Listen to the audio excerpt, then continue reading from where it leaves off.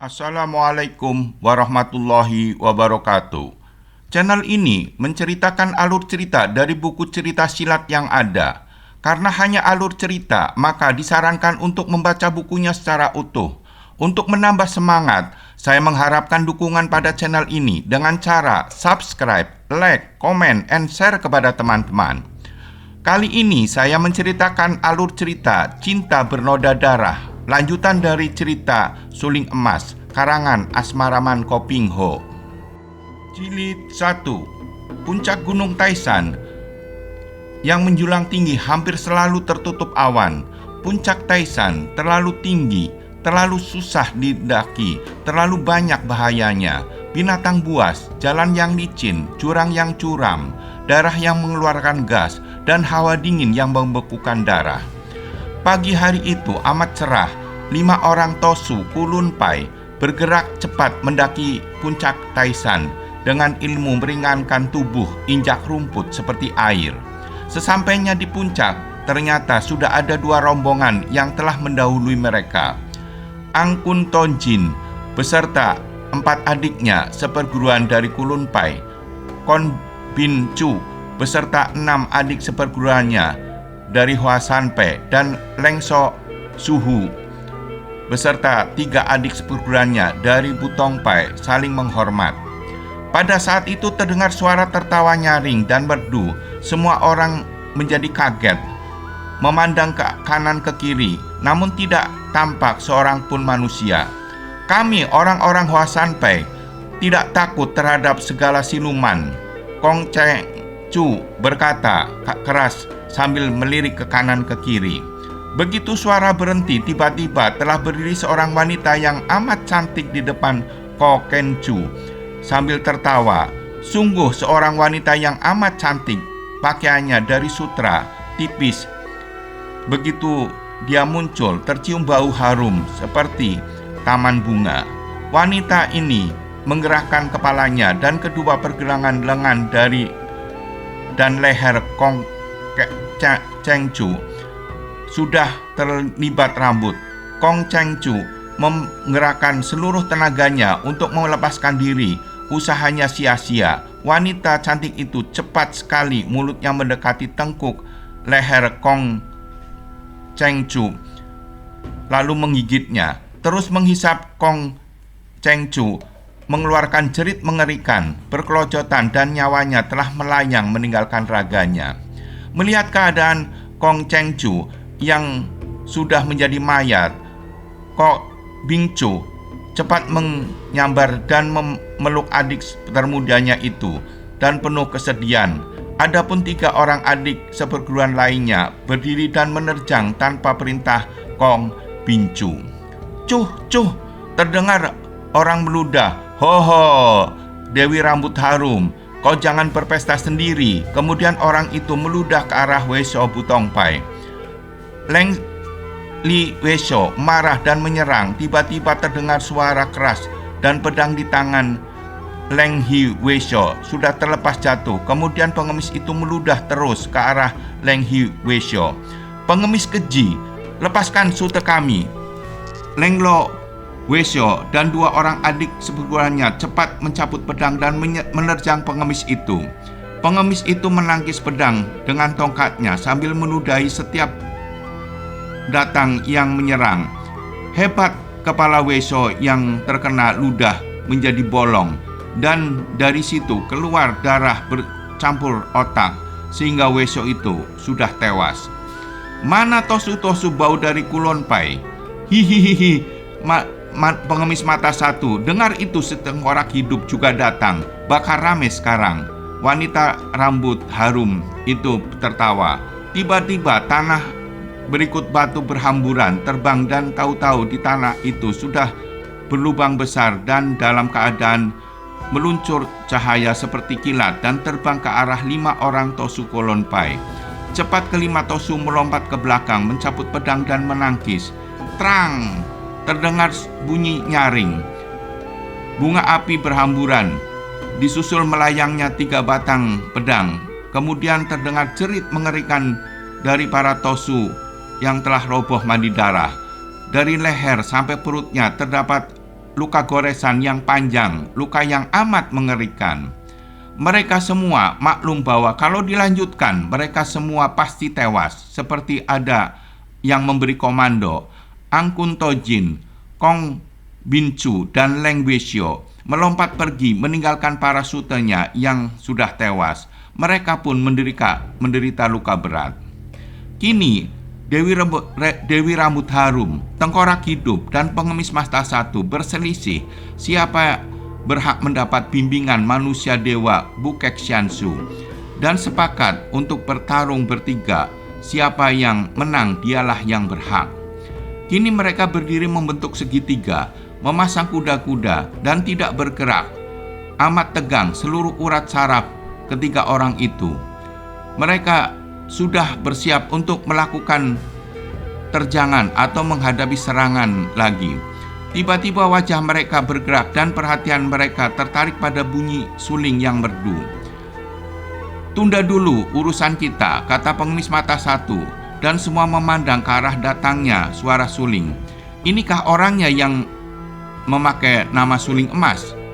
Pengemis Mata Satu berkata, adapun Tengkorak Hidup hanya mengeluarkan suara mendengus marah. Sementara itu, laki-laki muda bersuling itu sudah melihat adanya 3 orang aneh di puncak. Juga adanya mayat-mayat berserakan di sekitar tempat itu.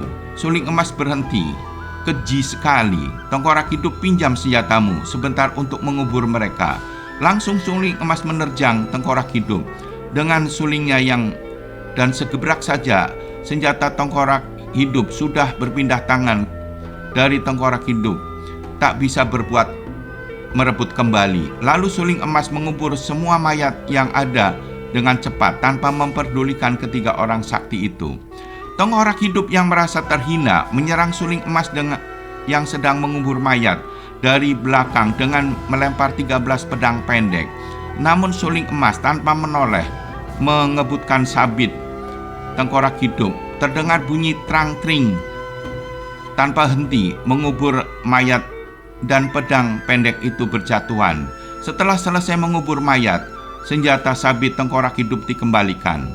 3 orang sakti itu menantang Suling Emas, dan Suling Emas mengambil 13 batang pedang pendek Tengkorak Hidup dan melempar ke atas. Dan sekarang sudah ada patok pedang.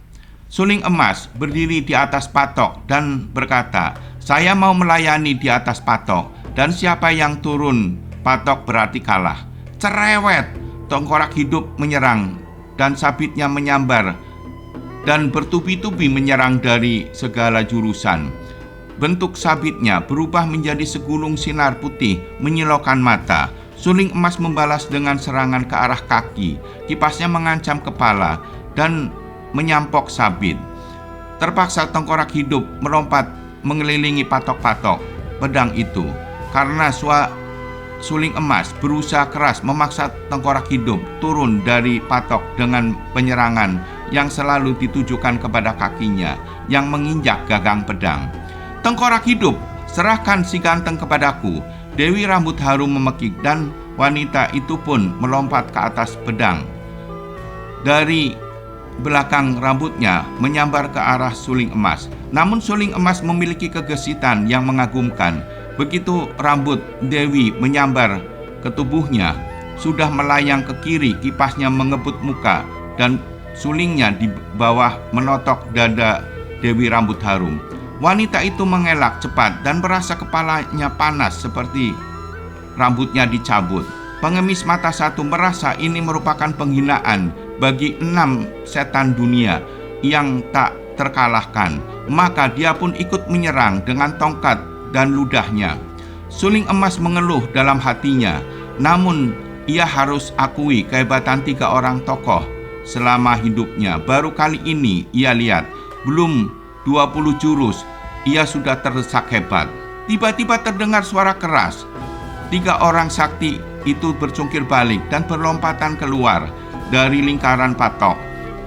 Terdengar suara patok pedang, kecuali yang diinjak oleh Suling Emas, telah roboh. Tiga orang sakti itu hanya merasa ada angin pukulan yang amat dahsyat menyambar ke bawah robohnya patok-patok pedang tanpa dapat mereka cegah. Terpaksa mereka melompat dan bersalto, dan seperti mendengar komando, tiganya lalu lari cepat menghilang dari tempat itu.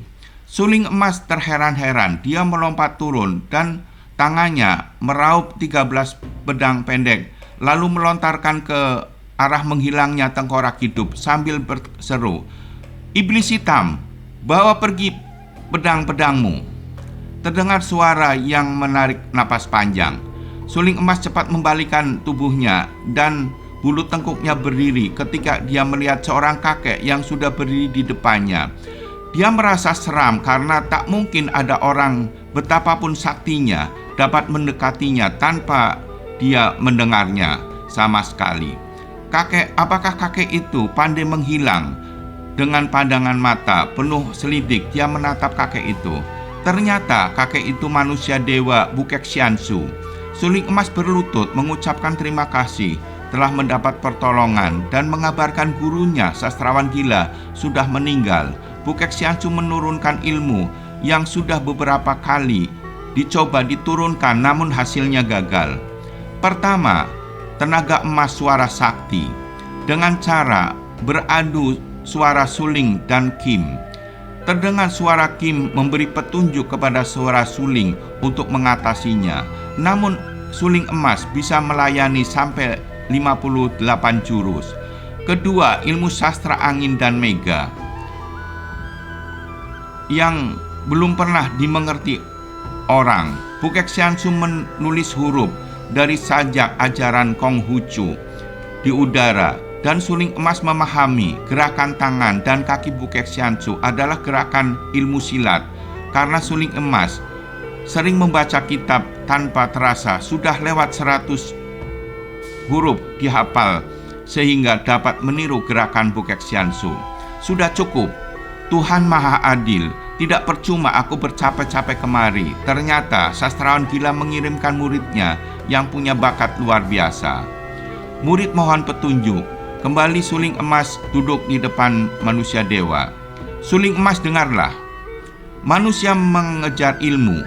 Ilmu harus dipergunakan di dunia ini untuk kemajuan hidup, untuk mengabdi kebajikan dan memberantas kejahatan. Intinya, ilmu yang kau pelajari harus dimanfaatkan untuk memperoleh bekal pada kehidupan yang akan datang sesuai dengan tuntunan Tuhan Yang Maha Esa.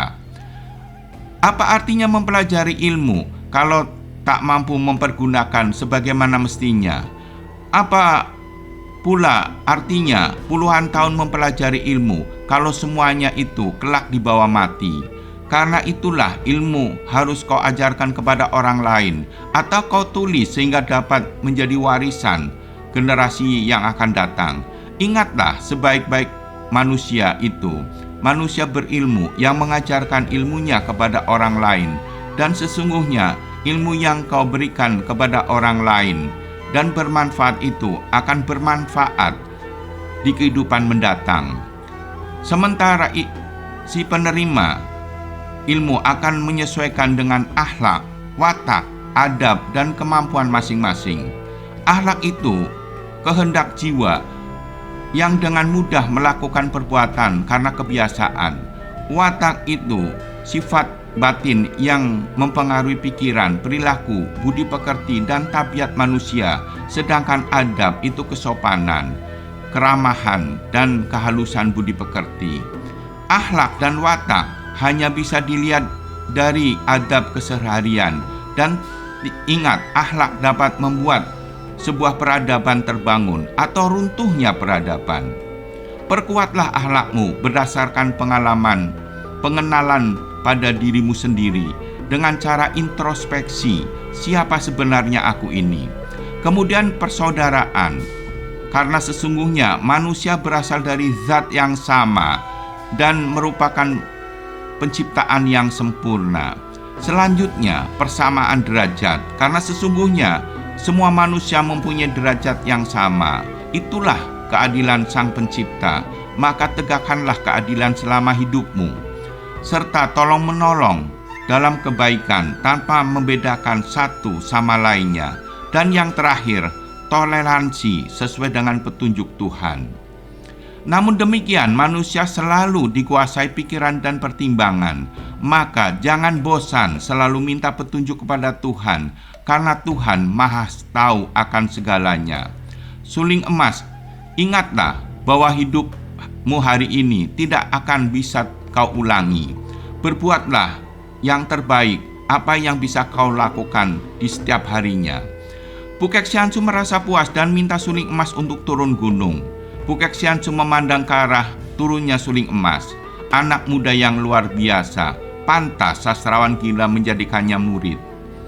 Bukek Xiansu mengeluarkan sebuah kitab kecil dari saku jubahnya dan membacanya sambil berdiri. Pada saat itu, 3 bayangan orang muncul secepat terbang mendaki puncak. Bukek Xiansu menyimpan kembali kitabnya di saku, mengambil alat musik kim dan mengantungkannya ke punggung. Kemudian dipandangnya 3 orang di depan itu sambil tersenyum ramah. Dewi rambut hitam, raja pengemis mata satu, dan tengkorak hidup minta agar Bukek Xiansu menurunkan ilmu yang sama dengan ilmu yang diturunkan pada suling emas. Bukek Xiansu memainkan kim, tenaga emas suara sakti. Baru 1/4 jam ketiganya sudah tersiksa. Maka Bukek Xiansu menghentikan dan kembali membaca buku sambil menunggu 3 orang itu pulih kembali. Setelah ketiganya pulih, Bukek Xiansu memainkan ilmu sastra angin dan mega. Sebagai orang yang berpengetahuan luas, tentu saja mereka dapat membaca dan dapat mengikuti gerakan-gerakan Bukek Xiansu. Akan tetapi mereka hanya dapat menangkap kulit luarnya saja, tak mungkin mampu menyelami isinya. Harus diketahui bahwa ilmu silat sakti, sastra angin, dan mega ini rahasianya tidak terletak pada macam huruf yang ditulis dengan gerakan, melainkan lebih mendalam, yaitu lebih mendekati arti daripada ayat-ayatnya. Karena itu disebut ilmu sastra angin mega, karena sifatnya seperti ilmu sastra yang begitu dalam rahasianya, seperti juga angin yang dapat terasa, tak dapat terpegang, seperti mega yang dapat terlihat dan tak dapat dipegang. Ketiganya merasa tidak puas dan merejang maju menyerang Bukek Xiansu. Tongkat raja pengemis mata satu menotok pusar.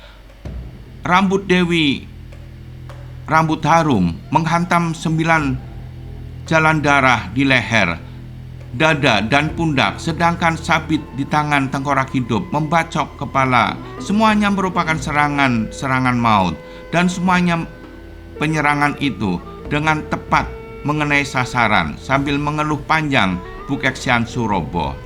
Serentak 3 orang itu menubruk. Dewi rambut harum berhasil merampas alat musik kim, sedangkan raja pengemis mata satu dan tengkorak hidup yang berniat merampas kitab kecil yang dibaca Bukek Xiansu tadi masing-masing mendapatkan separuh bagian, karena kitab kecil itu telah terobek menjadi 2 bagian ketika mereka saling berebut.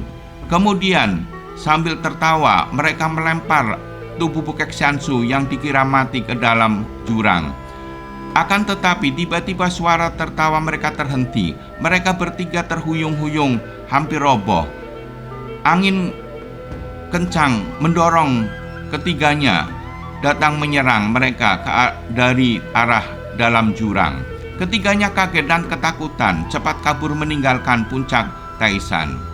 Tak lama kemudian Bukek Xiansu melayang keluar dari dalam jurang, berdiri di tempat yang tadi dan menarik napas panjang berkali-kali. Tuhan menghendaki demikian, maka akan gegerlah dunia persilatan. Harapanku hanya pada suling emas, lalu berjalan perlahan meninggalkan puncak. Bersambung ke jilid 2.